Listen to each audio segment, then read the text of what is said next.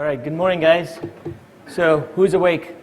All right, good. So, I'm not. We're not. So, anyway, Mike Anand here. I'm responsible for our application analytics product marketing.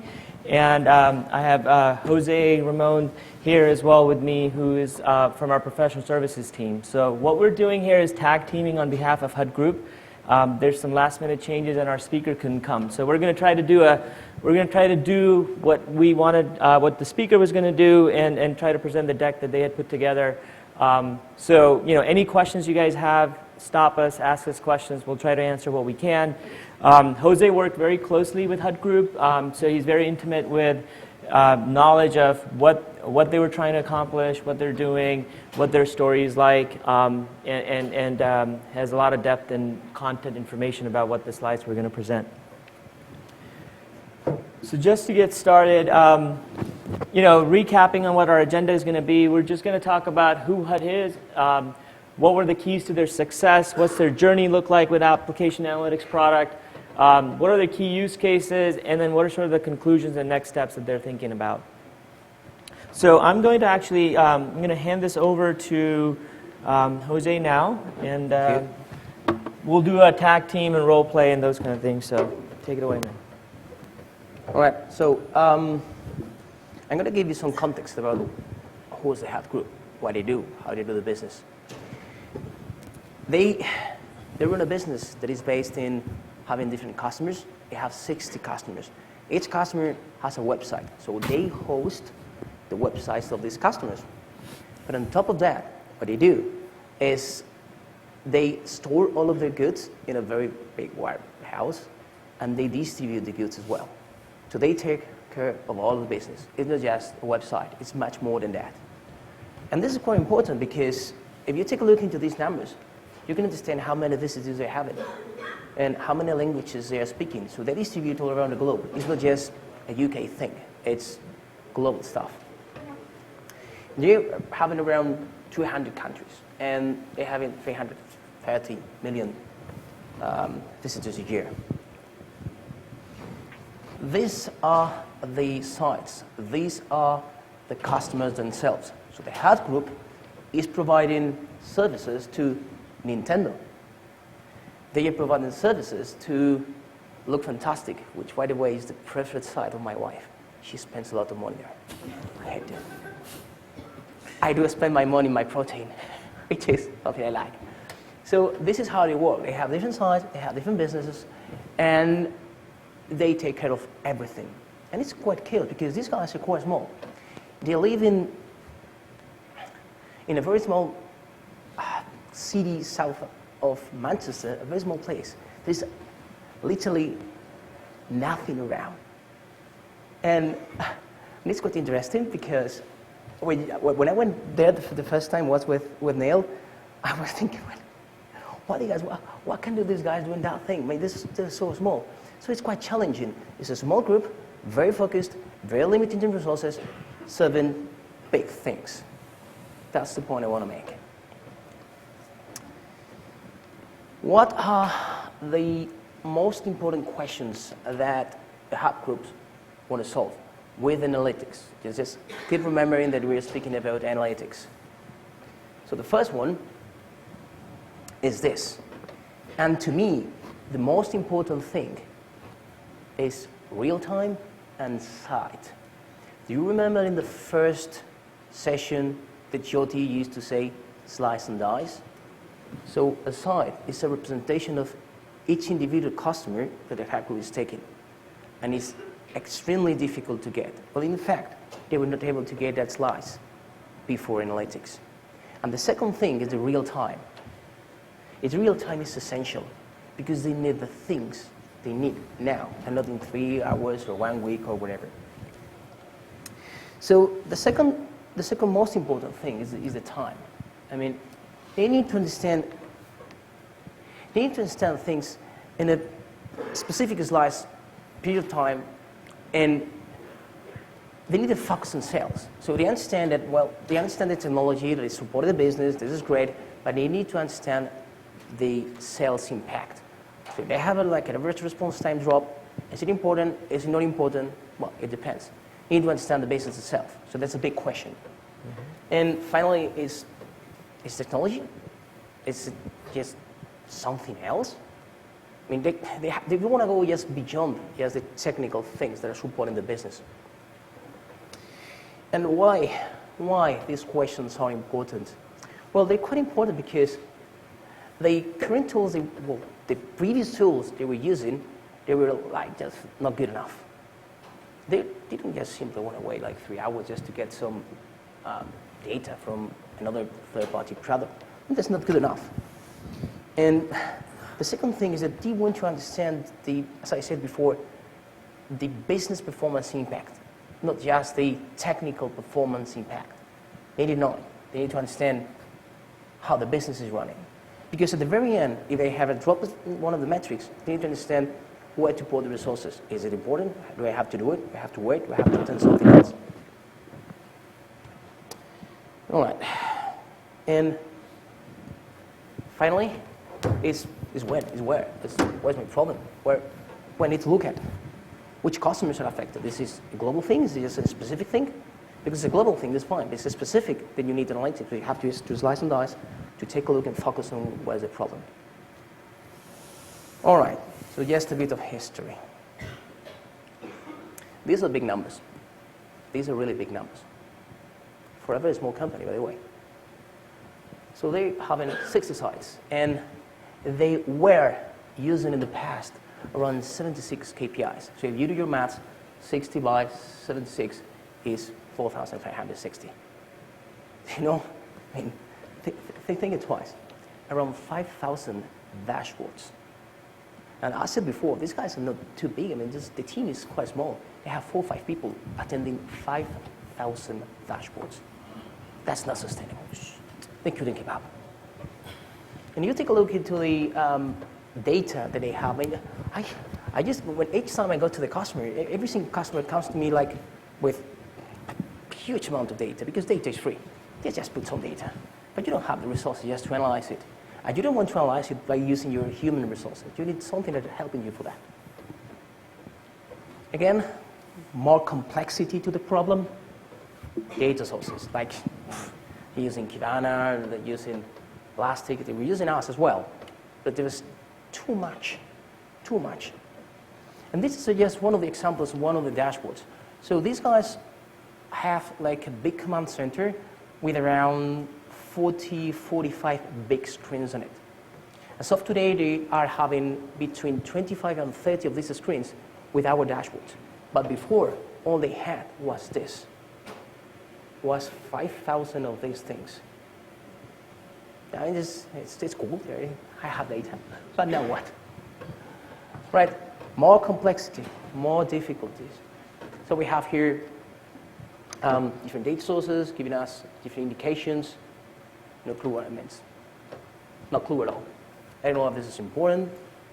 This is not important. So now let's move to the journey. So this is, I'm going to explain to you how we started to work with the Hub group. The Hub group joined us in the AppDynamics journey around 1.5 years ago. They bought our licenses, but these guys were that busy fighting problems that they couldn't deploy the agents for 6-8 months. And we started just to work with the very core of the solution. We started to just to keep adding some building blocks. I traveled to Norwich several times, and we were just evolving the maturity of the solution. And at some point, we just went to a place. I mean, it's quite important. So first of all, you have to work in the core of the solution, in the APN. And when you're mature enough, then you can move to the next level, which is let's deploy analytics, let's go to the next stage, and let's get value from it. I think that these guys were the fastest in terms of how much time did it take from moving to what we call adoption level 0 to adoption level 3, which is the best possible scenario you can find. And it took us from the first time we went to the account to where they were adoption level 3, which is the max, around 9 months, 1 year. And from that point, they were ready to take the next step, which is the guy with the head, is analytics. This is before analytics. By the way, these spikes are bad. All right? So I'm going to explain you what does it really mean. Take a look into the left. At that time, these guys were having very few customers, 20, 25. The problem is that they were acquiring more customers, and the problems started to increase exponentially. More customers, more chaos. Well, what does it mean again? So it means that at some point, you start to take the time to invest with your team in firefighting. And they reach the max just close to, I think it's September 14. That means that every single day, they spend mostly every single minute, all of the teams, all of the members of the team, firefighting. And this is bad. And it's bad because you cannot have the chance to invest in your business. You don't have the chance to have your people thinking in how to evolve. And it's even worse when you think about this, because at that time, they knew it's over.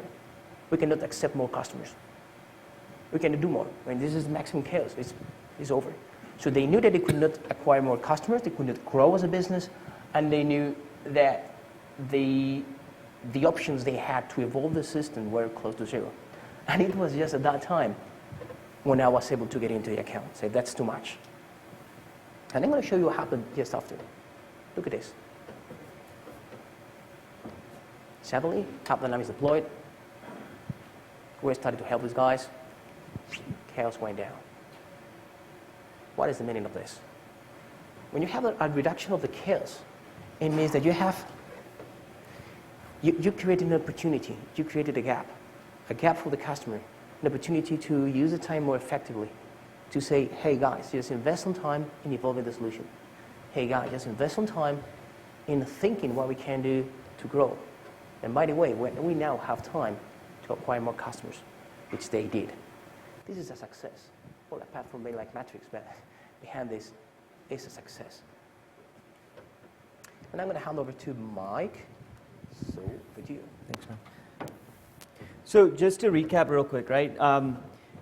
We've talked a lot about software and software transformation to you guys last couple of days, right? So what you see here from the use cases perspective, and Jose is going to take you guys through those in a little bit, but the point that I want to make is like every company, it's hard. Every company is struggling with number of different types of data sets, number of different types of data sets telling you what and telling you things in real time. So we've been telling you that's the story, and through the charts that Jose just showed you, this was the reality at HUD Group, right? So the challenge here is that, hey, I want to get to my, I want to fix all these problems from happening, and once you see that, once they did that through the chart that you just saw, is when the analytics product comes in to say, okay, now I have fixed my problems, now I want to tie these performance to business context, and then we'll show you the use cases that HUD is using to basically make decisions to influence business and outcomes.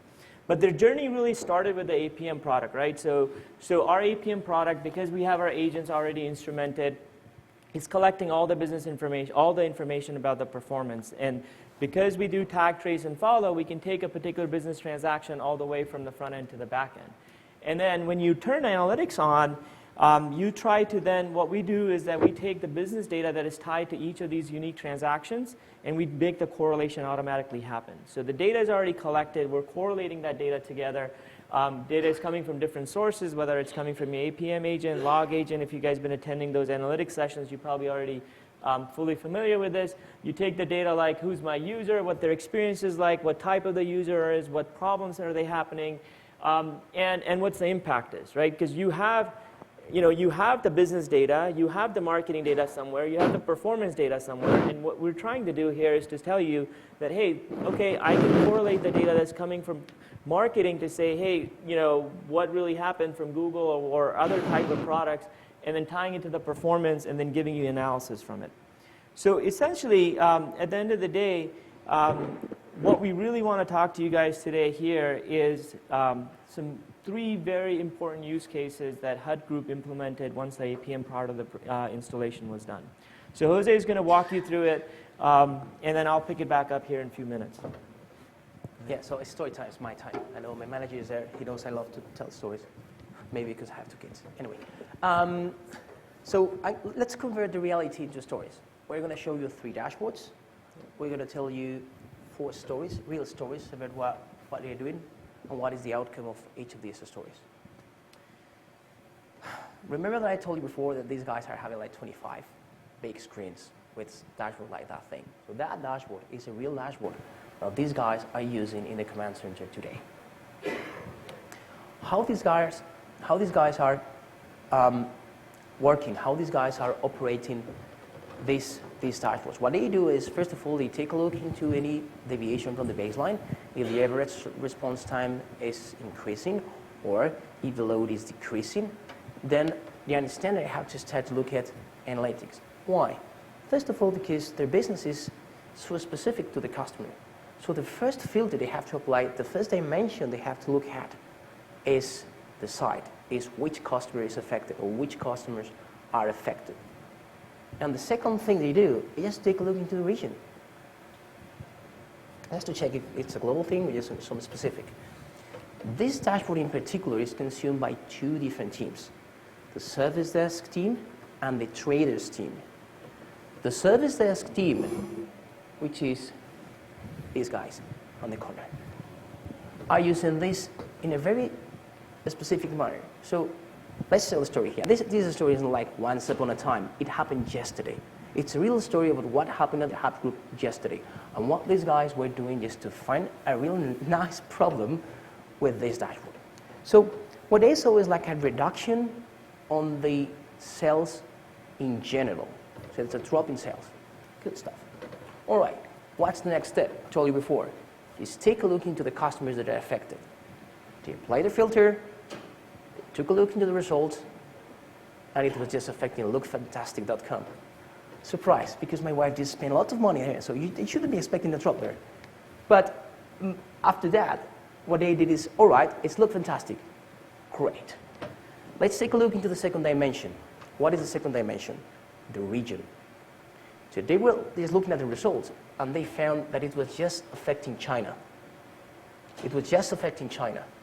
So before you run like a headless chicken, you have to understand how important it is that China is having a problem with the sales at this specific site.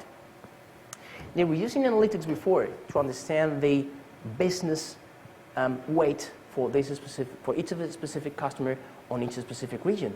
And they knew before that China represents the 33% of the business for lookfantastic.com. So that's important. They have to attend that thing quite quick, quite fast. So they moved back into the APM core product, and they started to review all the metrics. Interesting. They found nothing. Take a look into the nothing. Everything was fine. So that's quite interesting. When you don't have any technical problems, you know the problems is somewhere else. And you have to think yourself into, like he was like walking down the street with lots of shops on your side, and you have to think why you should get into one shop and why you should not be doing the same thing into another one. And we're all the same. If one shop is empty, you will never get in. If the other one is just plenty of people, yeah, I just want to get in. So the principle behind this is the same. You don't know how many people is in a virtual shop, but you know that the principle is that people have an opinion. They make reviews. And because instead of looking at the problem was global, they went over to a slice and dice. They knew that it was affecting just China, Look Fantastic.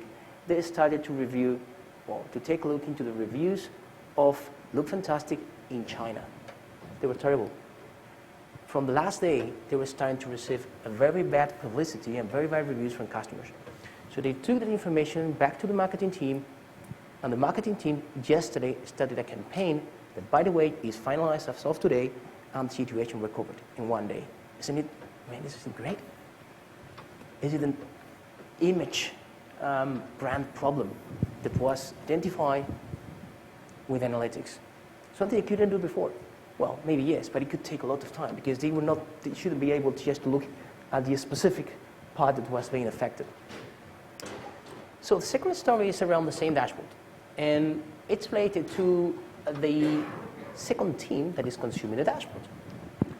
And the other team was traders. So what is a trader for the Hub group? So a trader, and that story is quite cool. A trader is an individual in charge of modifying the price and applying offers in some specific regions. So yes, they take a look into what is going to be the expectation of the market, and then just try to incentivize it. All right, how these guys are using this dashboard? It's more or less the same. They take a look into the page sales distribution. And if for any reason they see a drop, what they do is to go there and apply an offer. They go to the specific segment that has been affected for sales loss, and they apply an offer in real time. So they change and modify the price in real time. So you'll know how the supply and demand curve works. But what this is enabling the Hub group is to react instantly under any variation of the demand, so that they can just change the price and put it up again. But what happens if, for example, the demand goes up? You have two options. You can do nothing because you know it, and you can get run out of stock. You are underselling. But if you're ahead of this, you're ahead of the game, you can change the price. You can pull it up, so that you get the best from what you have. This is really, really smart. And this is not the future. These guys are doing this today. This is a nice story. I mean, this is what my favorite one. So it's, again, analytics. It's advanced analytics, just focusing on how to get the best value from what you have. So the third story is all around a different dashboard. It's all around product evolution, it's around product managers, and it's around this beautiful dashboard. So this baby on the left, on the right, has a distribution in terms of what is really important to them, which is the version of the devices, the version of the operating systems, the version of the iOS or the browser, all of these different dimensions. And product managers are looking at this so that they understand what is the right utilization in terms of what devices, what version of these devices are being used by the customers. And what they do is to apply the effort in these specific versions. So they're smart, because this is going to reduce the number of problems in the future. If you take a look into this dashboard, here you have the browser version, and on top you have the device version, the device breakdown. And it's quite clear where you have to invest the effort, isn't it? It's so visual. With single line inspection, you can say, well, of course it's blurred, but you can say iOS version for whatever, and that's all version, and then you start to prepare your test cases around this. This is smart. This is again being ahead of the game. Okay, let's move to the last dashboard. This dashboard is quite special. I like it a lot. This is just a portion of it. Of course, I said that it's like 60 different customers, so they have like 60 of these. Each line is one customer, and they have two big screens, one on top of the other. What they do is to just use the data coming from analytics, and they're building alerts, policies, and actions on top of it. These traffic lights are health rules. And their health rules are tied to analytics data. You can promote data coming from analytics into metrics. And when you do that, you can just move your reactive approach with analytics to a proactive approach to analytics. It's an evolution in the maturity level of your company. And this is what you are doing.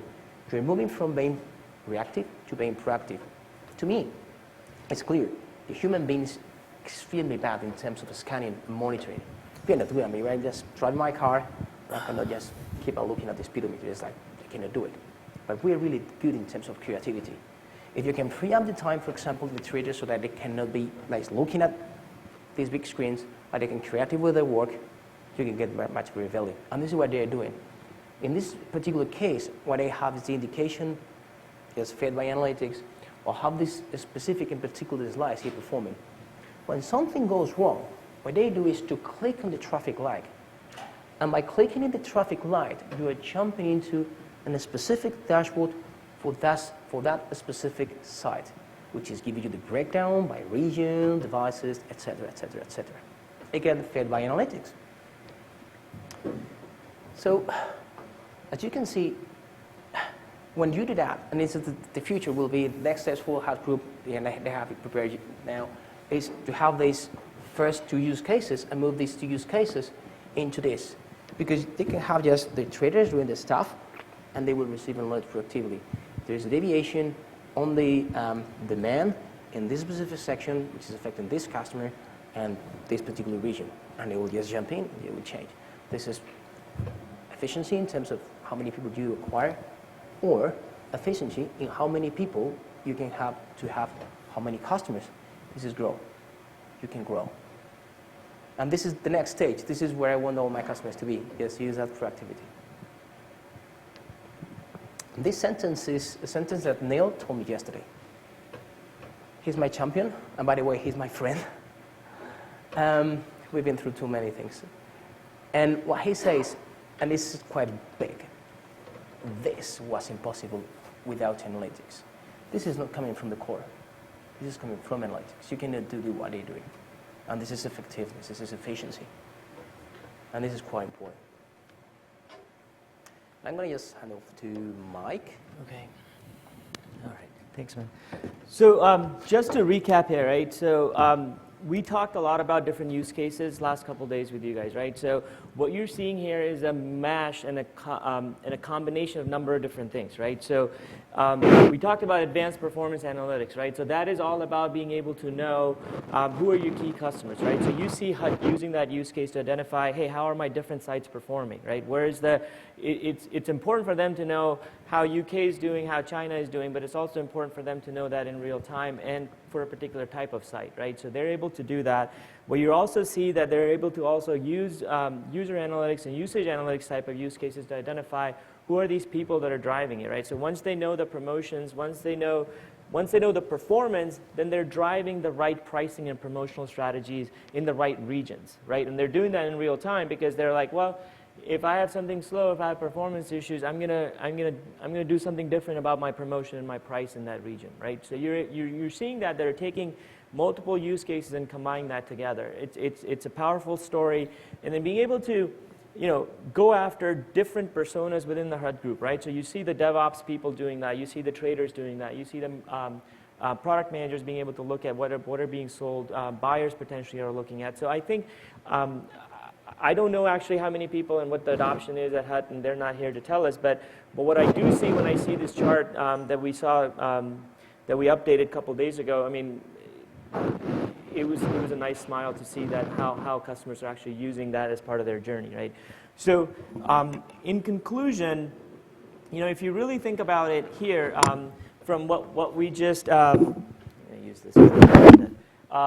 It's being able to do real time, right? Real time versus a static dashboard that we showed you earlier at the beginning of the presentation. It's being able to use the software intelligence as opposed to, your gut and many other different data points that you're trying to connect yourself, right? So it's being able to use the software to make intelligent, informed decisions. It's being able to be proactive, right? Being proactive to alert the business and influence the customer experiences.